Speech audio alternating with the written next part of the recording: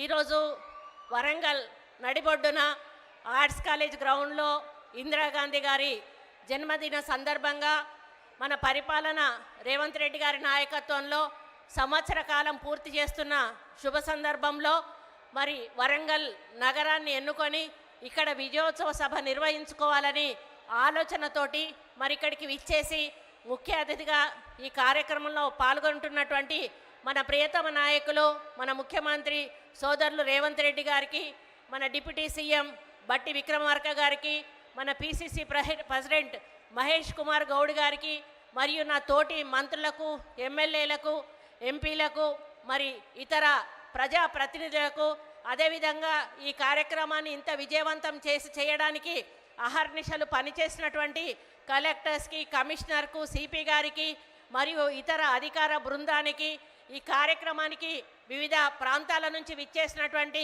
మహిళా సోదరీమణులకు, నాయకులకు, కార్యకర్తలకు, పత్రికా సోదరులకు, ప్రముఖులందరికీ కూడా నా యొక్క హృదయపూర్వక నమస్కారం. మరి ఈరోజు నాకు ఏం మాట్లాడాలో అర్థం కావడం లేదు. ఎందుకంటే నేను 30 సంవత్సరాల నా రాజకీయ జీవితంలో చాలామంది ముఖ్యమంత్రులను చూశాను. అందులో ముఖ్యంగా నేను అందరికంటే అభిమానించేటువంటి నాయకుడు రాజశేఖర రెడ్డి గారు. రాజశేఖర రెడ్డి గారి తర్వాత అత్యంత అభిమానించే నాయకుడు ఎవరంటే రేవంత్ రెడ్డి గారు అని చెప్పి నేను మరి పబ్లిక్గా నేను చెప్తా ఉన్నాను. అయితే అన్ని ముఖ్యమంత్రుల మీటింగులు కూడా నేను అటెండ్ అవ్వడం జరిగింది. జనరల్గా ముఖ్యమంత్రులు ఒక మీటింగ్ పెట్టినప్పుడు ఆ మీటింగ్లో మాకు కావాల్సిన సమస్యలను చెప్పి, అన్న ఈ సమస్యలు ఉన్నాయి, ఇవి తీర్చండి, వచ్చేసారి మీరు వచ్చినప్పుడు ఈ సమస్యలకు పునాది వేయాలి అని చెప్పినటువంటి సందర్భాలు ఉన్నాయి. ఆ తర్వాత ముఖ్యమంత్రి గారు మరి అవి మంజూరు చేసి మళ్ళీ వచ్చి ఫౌండేషన్ వేసినటువంటి సందర్భాలు ఉన్నాయి. కానీ బీఆర్ఎస్ ప్రభుత్వంలో ఆ ముఖ్యమంత్రి దగ్గర కూడా నేను పనిచేశాను. మరి ఆయన ఇటువంటి మీటింగ్లలో వందల కొలది వాగ్దానాలు చేసేది, ఏది కూడా ఒక్క రూపాయి కూడా మంజూరు చేయలేదు. రాజశేఖర రెడ్డి గారు మాత్రం చెప్పిన ప్రతి పనిని కూడా చేసి మళ్ళీ ఆయన వచ్చి ఫౌండేషన్ వేసిన సందర్భాలు ఉన్నాయి. కానీ ఈ సభ, ఈరోజు జరుగుతున్న ఈ వరంగల్ సభ అందుకు భిన్నంగా చరిత్రలో నిలిచిపోయే విధంగా ఉంది అని చెప్పడానికి నేను చాలా గర్వపడతా ఉన్నాను. ఎందుకంటే మరి నేను పోయే టైం ఎటువంటిదో, అన్న మూడు ఎటువంటిదో, కానీ నేను ఎప్పుడు పోయి ఏది అడిగినా కూడా చూద్దాంలే అక్క, చేద్దాంలే అక్క అనేటోడు. నేను ఊరికే అనుకునేదాన్ని, అయ్యో అన్న దగ్గరికి పోయి అడుగుతా ఉన్నా, అన్న ఏది అడిగినా కూడా చూద్దాంలే చేద్దాంలే అంటాడు. మరి ఇప్పటి వరకు ఒక అభివృద్ధి కార్యక్రమానికి మేము శ్రీకారం చుట్టలేదు. మరి ప్రజలకు మేము ఏ విధంగా సమాధానం చెప్పుకోవాలని పదే పదే నేను మదన పడతా ఉండేదాన్ని. కాకపోతే ఆయనతో ఎప్పుడు వెహికల్లో ఎక్కినప్పుడు కూడా ఆయన ఒకటే మాట చెప్పేవాడు, అక్క హైదరాబాదు మనం ఏమీ చెయ్యలేము, కానీ వరంగల్ నగరాన్ని మాత్రం మనం ఏ విధంగా అంటే ఆ విధంగా రూపుదిద్దుకునే అవకాశం ఉంది. కాబట్టి వరంగల్ని ఎన్ని ఫండ్స్ అయినా కూడా ఇచ్చి ఒక మంచి పట్టణంగా తీర్చిదిద్దడానికి మన వంతు సహాయం సహకారం తప్పకుండా ప్రభుత్వం నుంచి ఉంటుంది. దానికి మాస్టర్ ప్లాన్ అనేది చెయ్యాలని వారు కోరడం జరిగింది.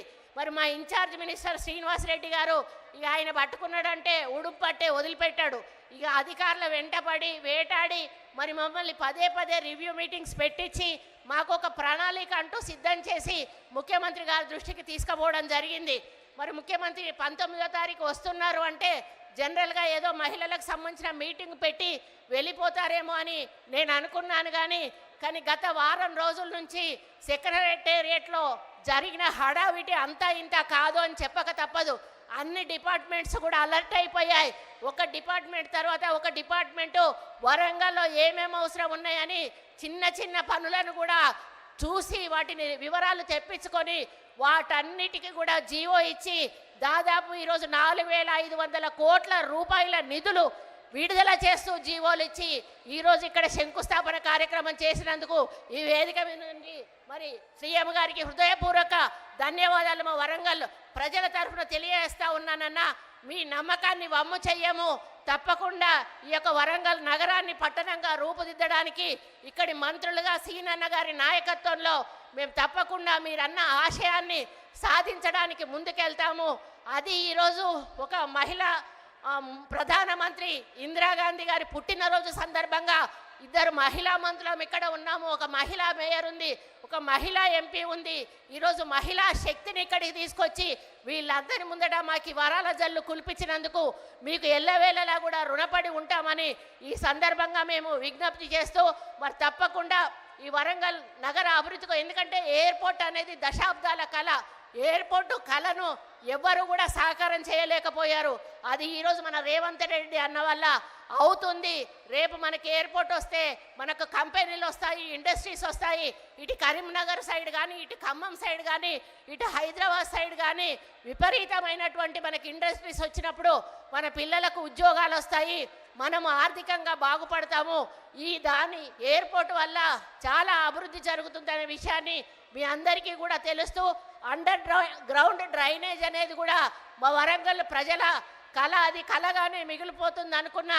కానీ ఈరోజు దాన్ని నిజం చేసినందుకు మిమ్మల్ని ఈ వేదిక మీద నుంచి మా ప్రజల తరఫున ధన్యవాదాలు తెలియజేస్తూ, ఇంకా మీరు చాలా శంకుస్థాపనలు చేశారన్న వాటితో వరంగల్ నగరం అంతా కూడా సుందరంగా తీర్చిదిద్దబడుతుంది.